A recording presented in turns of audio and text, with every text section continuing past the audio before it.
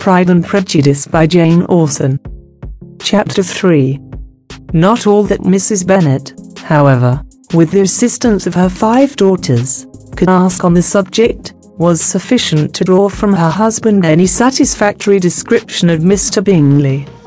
They attacked him in various ways, with barefaced questions, ingenious suppositions, and distant surmises.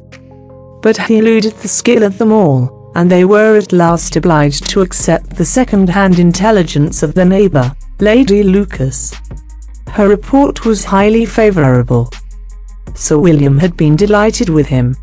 He was quite young, wonderfully handsome, extremely agreeable, and, to crown the whole, he meant to be at the next assembly with a large party. Nothing could be more delightful. To be fond of dancing was a certain step towards falling in love, and very lively hopes of Mr. Bingley's heart were entertained. "If I can but see one of my daughters happily settled at Netherfield," said Mrs. Bennet to her husband, "and all the others equally well married, I shall have nothing to wish for." In a few days Mr. Bingley returned Mr. Bennet's visit, and sat about 10 minutes with him in his library.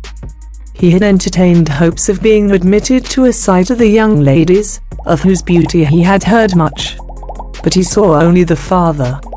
The ladies were somewhat more fortunate, for they had the advantage of ascertaining from an upper window that he wore a blue coat, and rode a black horse. An invitation to dinner was soon afterwards dispatched, and already had Mrs. Bennet planned the courses that were to do credit to her housekeeping, when an answer arrived which deferred it all.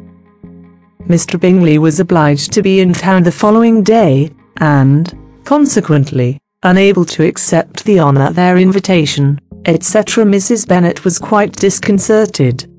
She could not imagine what business he could have in town so soon after his arrival in Hertfordshire, and she began to fear that he might be always flying about from one place to another, and never settled at Netherfield as he ought to be. Lady Lucas quieted her fears a little by starting the idea of his being gone to London only to get a large party for the ball, and a report soon followed that Mr. Bingley was to bring 12 ladies and 7 gentlemen with him to the assembly. The girls grieved over such a number of ladies, but were comforted the day before the ball by hearing that instead of 12 he brought only 6 with him from London, his 5 sisters and a cousin. And when the party entered the assembly room it consisted of only 5 altogether: Mr. Bingley, his 2 sisters, the husband of the eldest, and another young man. Mr. Bingley was good-looking and gentlemanlike. He had a pleasant countenance, and easy, unaffected manners. His sisters were fine women, with an air of decided fashion. His brother-in-law, Mr. Hurst, merely looked the gentleman. But his friend Mr. Darcy soon drew the attention of the room by his fine, tall person, handsome features, noble mien, and a report which was in general circulation within 5 minutes after his entrance, of his having 10,000 a year. The gentlemen pronounced him to be a fine figure of a man, the ladies declared he was much handsomer than Mr. Bingley, and he was looked at with great admiration for about half the evening, till his manners gave a disgust which turned the tide of his popularity, for he was discovered to be proud, to be above his company, and above being pleased. And not all his large estate in Derbyshire could then save him from having a most forbidding, disagreeable countenance, and being unworthy to be compared with his friend. Mr. Bingley had soon made himself acquainted with all the principal people in the room. He was lively and unreserved, danced every dance, was angry that the ball closed so early, and talked of giving one himself at Netherfield. Such amiable qualities must speak for themselves. What a contrast between him and his friend! Mr. Darcy danced only once with Mrs. Hurst and once with Miss Bingley, declined being introduced to any other lady, and spent the rest of the evening in walking about the room, speaking occasionally to one of his own party. His character was decided. He was the proudest, most disagreeable man in the world, and everybody hoped that he would never come there again. Amongst the most violent against him was Mrs. Bennet, whose dislike of his general behaviour was sharpened into particular resentment by his having slighted one of her daughters.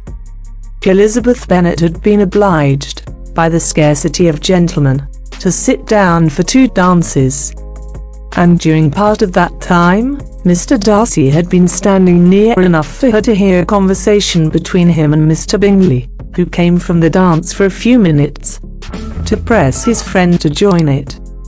"Come, Darcy," said he, "I must have you dance.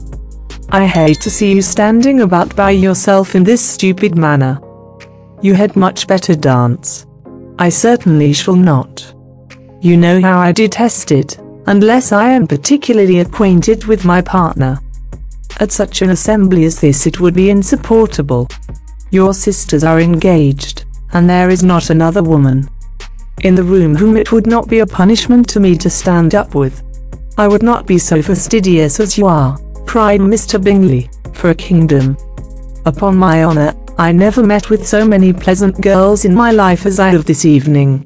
And there are several of them you see uncommonly pretty."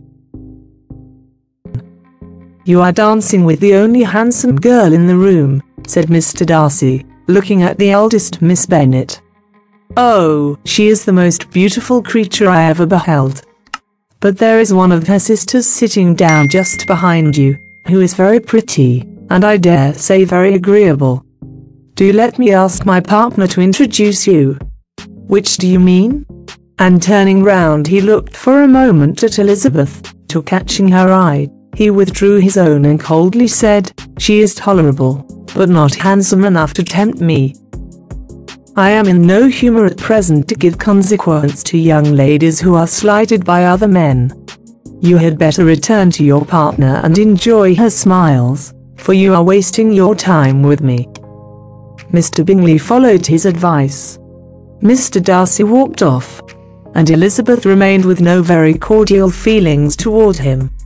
She told the story, however, with great spirit among her friends, for she had a lively, playful disposition, which delighted in anything ridiculous.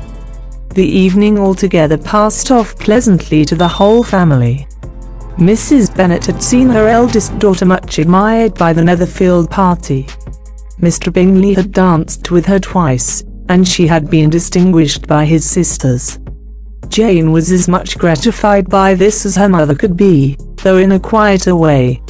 Elizabeth felt Jane's pleasure. Mary had heard herself mentioned to Miss Bingley as the most accomplished girl in the neighbourhood, and Catherine and Lydia had been fortunate enough never to be without partners, which was all that they had yet learned to care for at a ball. They returned, therefore, in good spirits to Longbourn, the village where they lived, and of which they were the principal inhabitants. They found Mr. Bennet still up. With a book he was regardless of time, and on the present occasion he had a good deal of curiosity as to the events of an evening which had raised such splendid expectations.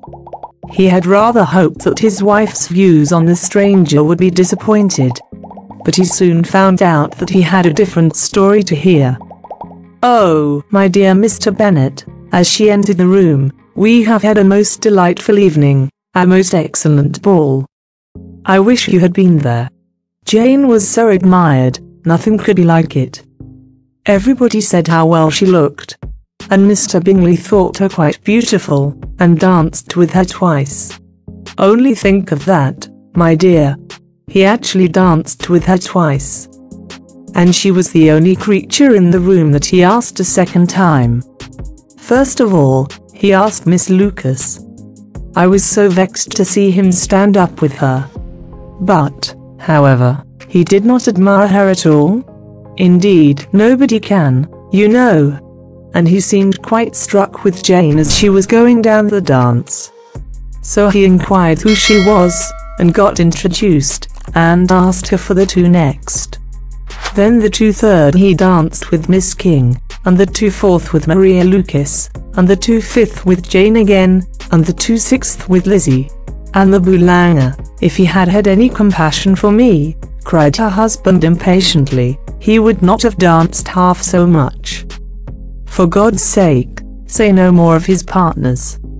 Oh, that he had sprained his ankle in the first place. Oh, my dear, I am quite delighted with him. He is so excessively handsome. And his sisters are charming women. I never in my life saw anything more elegant than their dresses. I dare say the lace upon Mrs. Hurst's gown—" Here she was interrupted again. Mr. Bennet protested against any description of finery. She was therefore obliged to seek another branch of the subject, unrelated, with much bitterness of spirit and some exaggeration, the shocking rudeness of Mr. Darcy. "But I can assure you," she added, "that Lizzie does not lose much by not suiting his fancy. For he is a most disagreeable, horrid man, not at all worth pleasing. So high and so conceited that there was no enduring him. He walked here, and he walked there, fancying himself so very great. Not handsome enough to dance with. I wish you had been there, my dear, to have given him one of your set-downs. I quite detest the man.